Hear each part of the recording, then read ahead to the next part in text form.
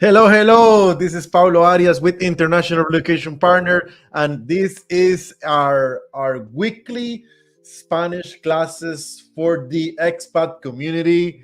Uh, with our professor, teacher Wagner R from We Speak Spanish Language School. We are doing this every week for you guys. The intention here is for you guys to connect, to learn, to get tools, and to get all the equipment you need to move and relocate abroad. We are doing this because we believe that if you speak Spanish, life will be a lot easier when you're moving into Costa Rica, into Panama, Mexico, Spain, whatever the country is you're looking to move. Life will be easier. You're going to build more and better relationships, and you're going to accomplish more and enjoy your expat life. Um, before we start, and before we get into the class, into the topic, I see there is 5, 6 people connecting. Please, please, please comment where you guys are connected from. Comment, say hi. We want to publish and put your comments on the screen, and also make sure you share. I mean, you could share this class to somebody else. You can share this class in your own profile, your Facebook profile, so somebody else could be joining in to this class for today. So that's about it. We'll let Werner. We'll give you the spotlight here, and I'm gonna step out so you guys. I'll be in behind the scenes, but I'll let you guys connect and start learning Spanish.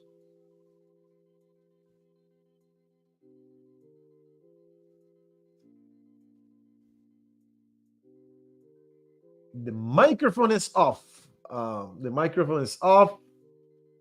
Now. Now. Pablo, thank you. So I am so excited to be here. So we receive a lot of comments during the week. So about this new project, about the expat community, about the Spanish class. So in my classes with the students, they said, why, Wagner? So nobody's doing that. So why you are doing that? Because we want to join our community. We want to join the expat, and in my case, so I want to transfer that knowledge like teacher about the Spanish classes. So I am happy to be here. I am happy to see that now people is connecting to the live. And how Pablo said, please share this in your social media, because we want that more people have access to these free sessions. I want to tell you this also. I want to share the documents. I want to share the information that today you will receive. If you are connected now, please put your email like a comment, and we will be sending you that information during this afternoon or tomorrow, because we want that you receive the information and you put in practice during the week what you are learning every Wednesday. So, are we ready, Pablo, to start? Yeah, we're ready. We're ready. I'm stepping out. So okay, you guys, please raise your hand. You can comment. You can put your email. You could. But this email is not to be published. You know, the class will not be published. It's just for us to reach out and send the documents for the class, so you guys could practice and continue to learn even more. I'll let you guys connect, and I'll be back in a little bit. Okay, muy bien, Pablo, muy bien. So, last week we talked about the system that I like to use to teach Spanish. With this system, how I call it, the 5-finger system. Why the 5-finger system, Wagner? Because this is the way that how my students, they produce sentences in Spanish.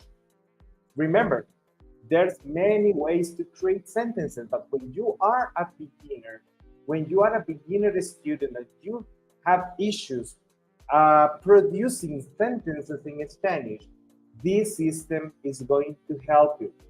Okay? I don't know if you remember people who was in our class last week.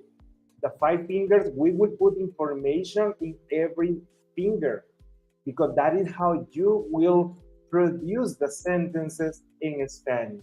So, sounds crazy. Why you will use your hand to produce sentences? But you will see after several of these sessions how the system works, how the system will help you to produce sentences. My students now, they say, oh, Wagner, this is amazing. So I use the system and I am producing sentences. And now it's easy for me to understand what the people say when I am in the supermarket, when I am in the farmer's market, when I am at the pharmacy. So the system works. You want to test the system, I want to invite you to continue with us every single week. Okay?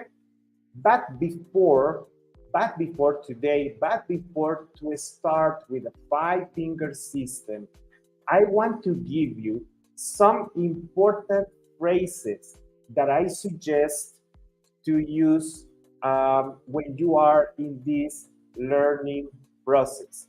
Of course, I am speaking English, but the idea is to do a transition.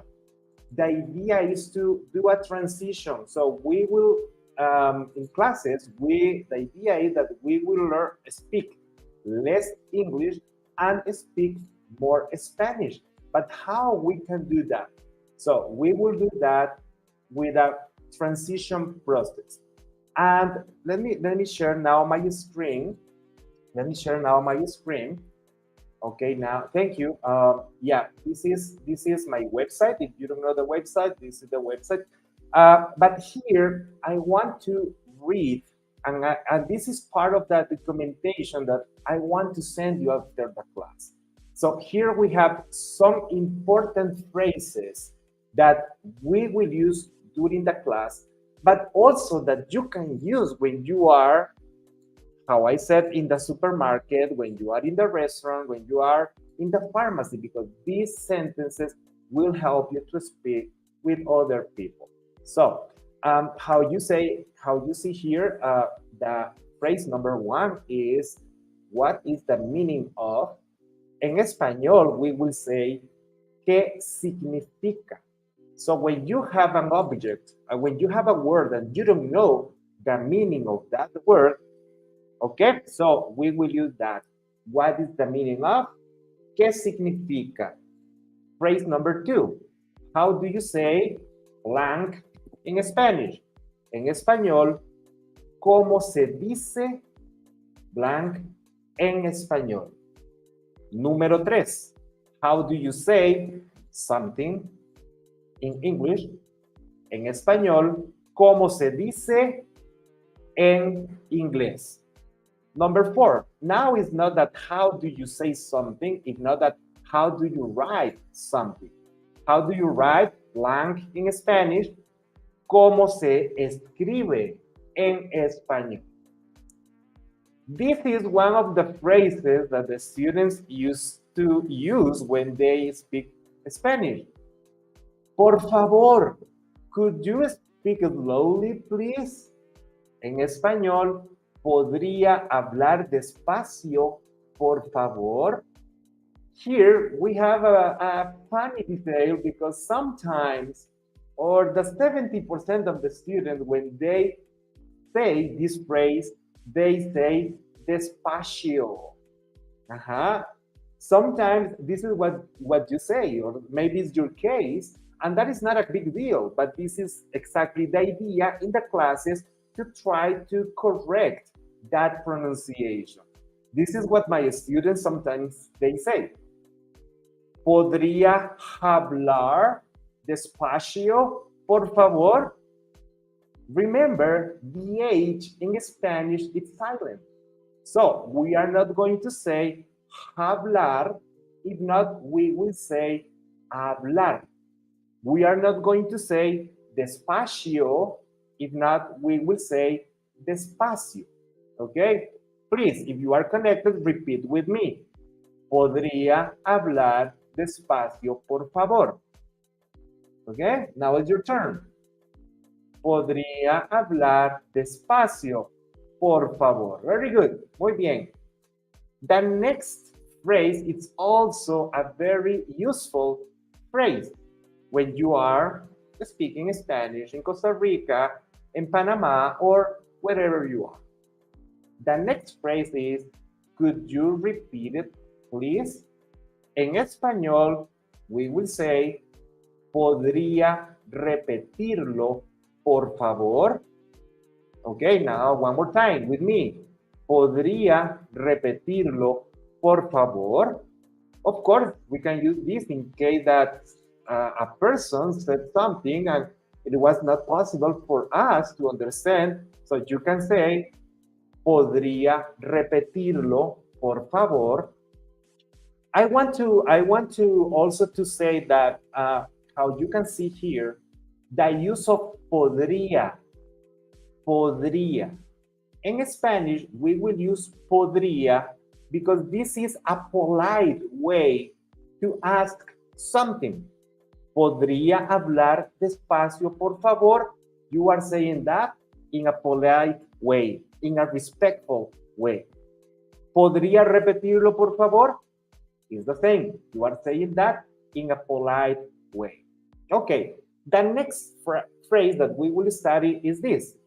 Do you understand? Do you understand?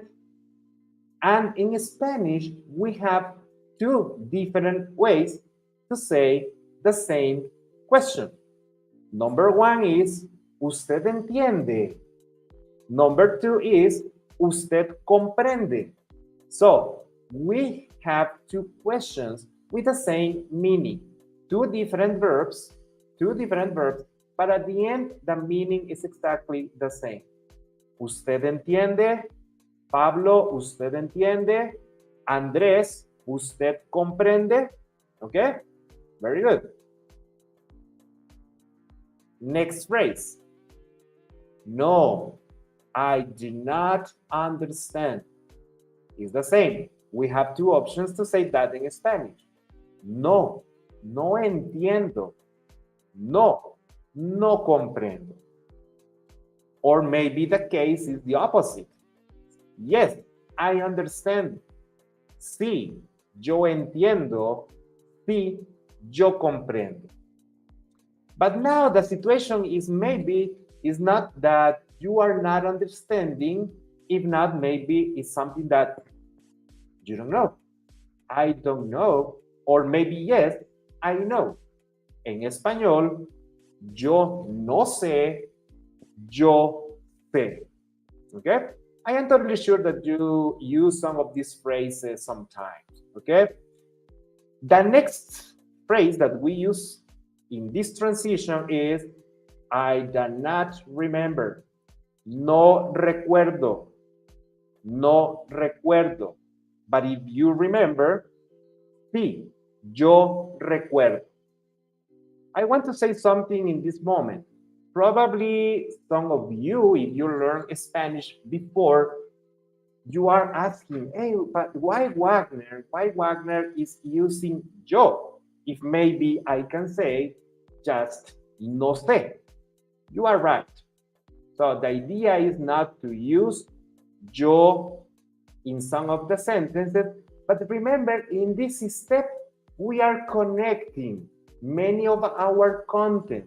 And for us, it's important if you are conjugating the verb according to the person that you are using. In the future, we will not use that, okay?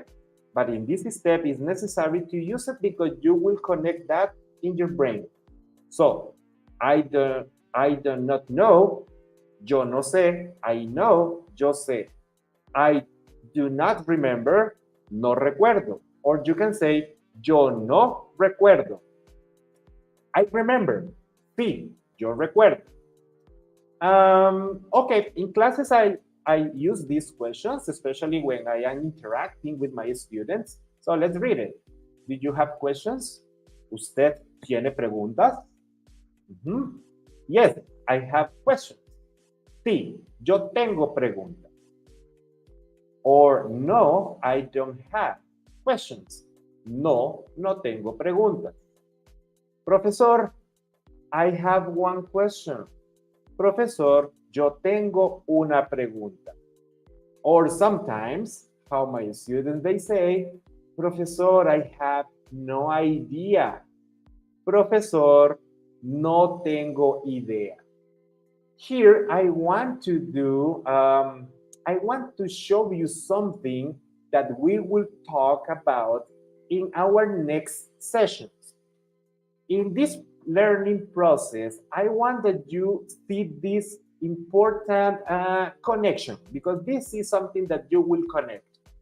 Hey, Wagner, so you said, if you see here, we have the same word. But in English, you say idea, and in Spanish, we will say it idea. Wagner, so it's exactly the same word. Yes, it's exactly the same word. This is something that we call cognates, okay? In English, I think you call this like a good friends, yeah? What is a cognate? We will talk with more details about this in next sessions, but now I want to give you the idea about that, because I want that you use this during your week. Cognates help us to learn a language, because you have this word in your brain, idea. In Spanish, and what is a cognate? A cognate is when we have two words in two different languages. So, for example, in this case, one more time, idea in English, idea in Spanish. So it's exactly the same meaning, it's exactly the same way how you write it down, but the only difference is the pronunciation. So we can find more examples like this. For example, similar in English, similar en español. Same meaning, same way to how you write it down, but the pronunciation is different. One more, normal and normal. So these are only three examples, but we have more, and we will talk with more details about that later.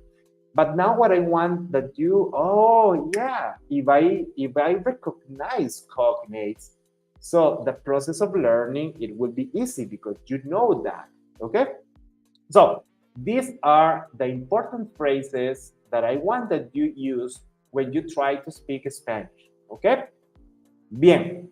So now I want before to start with the five-finger system, probably not today, in the next days, I want to talk to you about some concepts, about five important concepts, especially because I want to make the difference between how we use some of these concepts in Spanish and how do you use that, the same concept, how do you use that in English, okay? Because that is sometimes some of the issues when you are learning a language. So we will talk about this. We will talk about what is a noun.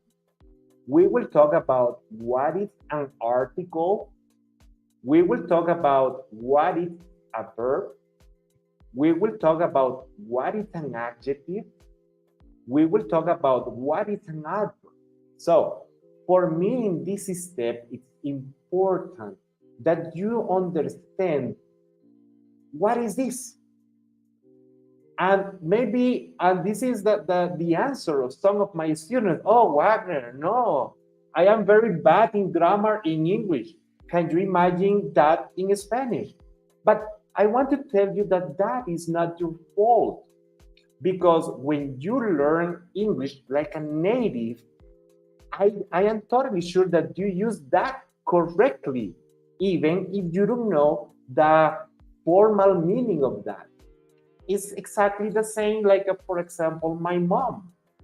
My mom, she is not a Spanish teacher, but I am totally sure that she knows how to use the nouns, I am totally sure that she knows how to use the adjective, the adverbs, the articles, but maybe it's not possible to her to answer me about what's the meaning of this. But I am sure, remember, that she used it perfectly. That is exactly the same that happened with the students when they are English speaking natives. Okay? So, and we will see that definitely there are some differences that it's important to know because that will help you in this process. Today, today we will talk about the particle number one. Let me show you that. The number one is this. Let me increase the size of my document. Also, I want to share with you this document. Okay. The basic concept number one that we will see today is what is a noun. En español, ¿qué es un sustantivo? ¿Qué es un sustantivo? I want to see if some of you that you are connected knows what is a noun. Can you tell me examples? I want to see if you can tell me some of these examples. What is a noun? What is that? Okay. Meanwhile, I wait for some of your answers. I need to tell you that you can find in internet a lot of concepts about what is a noun.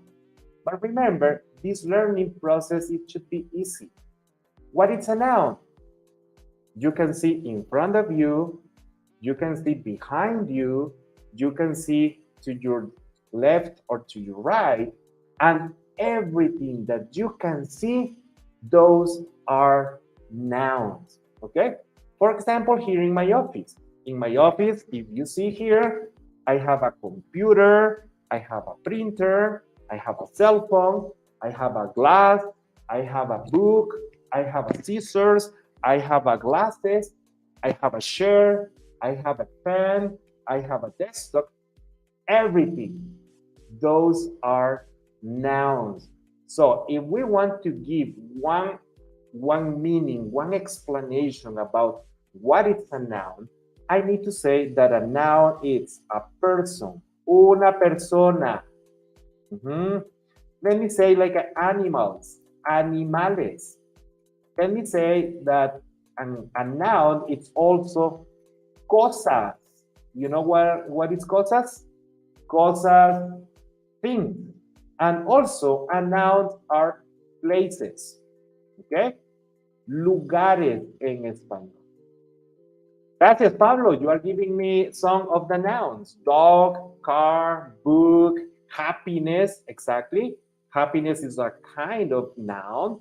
It's not something that you can touch, but it's something that we consider noun. Yeah. Music, family, ocean, share, doctor, pizza. Exactly. All those words, they are nouns. So, what is a noun? A noun is people, animals, things, and places. Okay?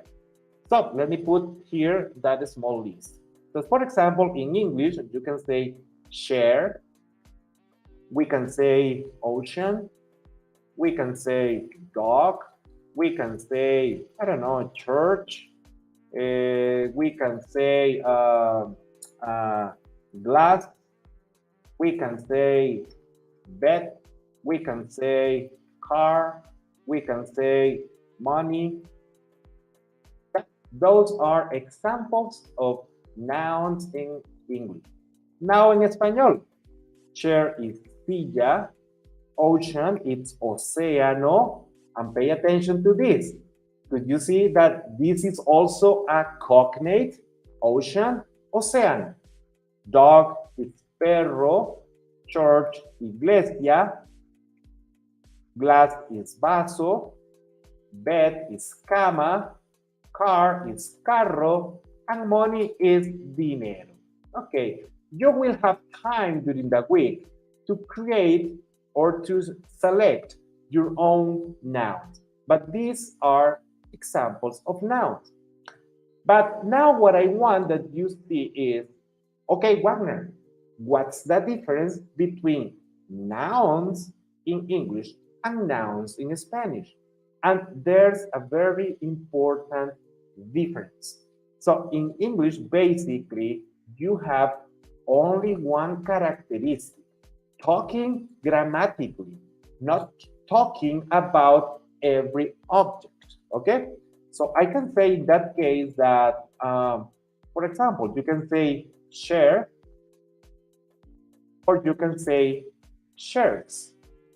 So this is something that we call nouns in English. They have number. They have number. They could be singular, but also they could be plural. So when you say dog, dog is singular, but dogs, now it's plural. You can say car, car is singular, but cars, it's plural.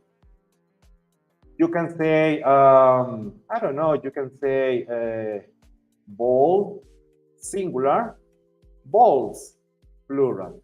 This is the characteristic in English. However, our nouns in Spanish, they have one extra characteristic. So, here you can see the situation of our nouns in Spanish. Our nouns, they have number because they could be singular or plural. But in addition, our nouns, they have gender. So in English, nouns have not gender. In Spanish, we have gender.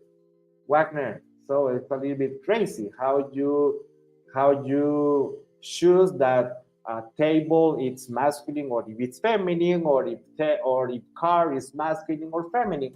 Well, it's something that happens in the Spanish and other languages also. Okay, so that remember, English, your nouns don't have gender. In Spanish, our nouns, they have gender. From this list, okay, from this list that we have here, we can see that we have some of that. So for example, silla. Silla, we will consider that silla, it's feminine, and the plural, just we need to add one S. Sillas. We have also like a carro. Carro, it's masculine and singular, but carros, it's masculine and plural. Okay, so here, with only these two examples, we can see that, Wagner, so if ends with O, it's masculine, and if it ends with A, it is feminine. Well, yes, I need to say that this is not exactly the number, but I like to say in that way that the 90% of our nouns, when they ends with A, they are feminine, and when they ends with O, they are masculine.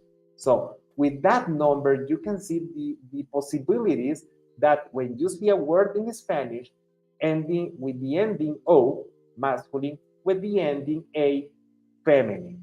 Okay? So I want to invite you to go to my website.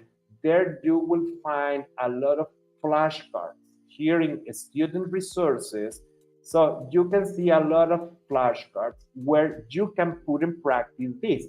For example, if you go to the flashcards about the fruits, here we can see that banano, it's a masculine word. Why? Because the ending is O. Okay, let me go into the, here, la fresa. So with only the ending, I can see that fresa is feminine. Why? Because the ending is A. La piña, it's also feminine because ends with A. But the next one, el coco, this is a masculine noun. Why? Because the ending is O. If we continue with the nouns, with the fruits, you can see la manzana. La manzana, it's feminine. La naranja, it's feminine. El banano, it's masculine. La frambuesa, it's feminine. La toronja, it's feminine. So now your brain is going to recognize that when you have a noun that ends with O, it's masculine, ends with A, it's feminine. Okay? And we have thousands of nouns. So, but now you know, like probably the 90% of them, they are masculine or feminine. So this is a short introduction about the noun. So we will continue talking about the nouns. We will continue talking about the nouns because Wagner, what about the other 10%? See, if you say that this is only the 90%, what about the other 10%? So I want to invite you that in our next class that we will continue talking about this noun. Okay? So remember, what is a noun?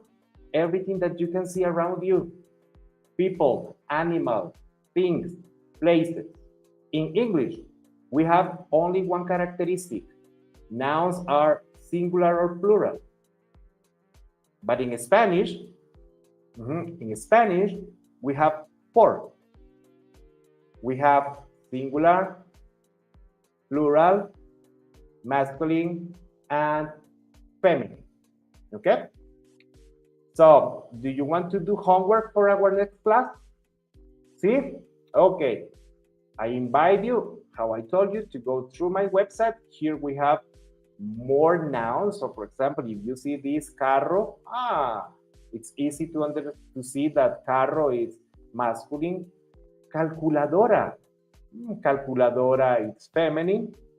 Lápiz. Now we have one situation. Wagner, how I know if lápiz is masculine or is feminine? You need to come to our next class. I will let you know how. Celular, it's cellular, masculine, it's feminine, it's a verb because ends with R. We will talk about that. Libro, okay. Libro is one of the words that ends with O, and we will consider that it is masculine. Okay? Cuaderno. You can practice also pronunciation. Cuaderno. You will learn, you will get concepts, you will get meanings of things that you can use when you produce, in Spanish. Calculadora. Muy bien, calculadora. Perdón, computadora, computer. Llaves. Okay, we will talk about this one. We don't know. It's not into the 90% of the nouns that ends with O or with A. Salveque, one more that we don't know in an easy way if it's masculine or feminine. Bolso, definitely it's masculine. Wagner, but that is exactly weird because girls, they use purse, but it's a word that you use like masculine word. Well, yeah, that is something that happens in Spanish. Maletín, we don't know if it's masculine or feminine. Billetera, definitely billetera is feminine. Okay? So go through the vocabulary. Remember, we will learn the system that how to produce sentences, but you should have content to produce that sentence. How you will get that content? Go through the vocabulary, learn the vocabulary, try to connect. Oh, billetera, of course, billete. So where you carry your billetes? En la billetera. Okay? So, do you have questions? ¿Tienen preguntas? Remember, I said this. Do you have questions? ¿Ustedes tienen preguntas? Okay, let me tell me in the chat if some of you have questions. Or you can send me the questions to the email also. ¿No preguntas? Let me see. Was connected, Marlene. Muchísimas gracias. Marlene is one of our recurrent classmates. She was here. She was here last week, and I may answer that question. I may answer this question. Marlene, kind of like the easiest way, because we will be publishing this week after week after week. And of course, somebody, this is what her case is. She got into the other class, and it was the old class and not the new class. So the easiest way to get to the class that is happening is to go to my personal profile, my personal Facebook account. Wagner's personal Facebook account is broadcasting this at the same time, so you can search for We Speak Spanish Facebook. So it's going to be broadcast that, and it's also is going to be broadcast at International Relocation Partner account and also in our YouTube channel as well. So that's the way. Some people has they have right, and they have said that they couldn't type. So some platforms, some profiles, they may have security, I guess, protocols that you activated when you open the account, and perhaps you're not allowed to share. But if you want to comment, maybe you can go to the YouTube version, and maybe in there you could make the comment.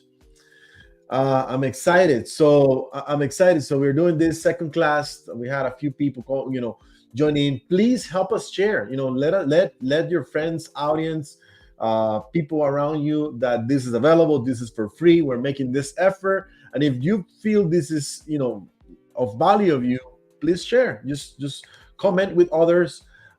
We are happy to do this every week at the same time and help you. And if you guys want more in-depth, classes, you guys can also reach, to Wagner directly, and he can have a plan of 2-3 days a week, personalized classes for you, or also in a group or also in person here in Santa Ana. He's got also not just online, but also with a group. Before we go, it has been 40 minutes. Before we go, I want to just remember you guys what we're doing.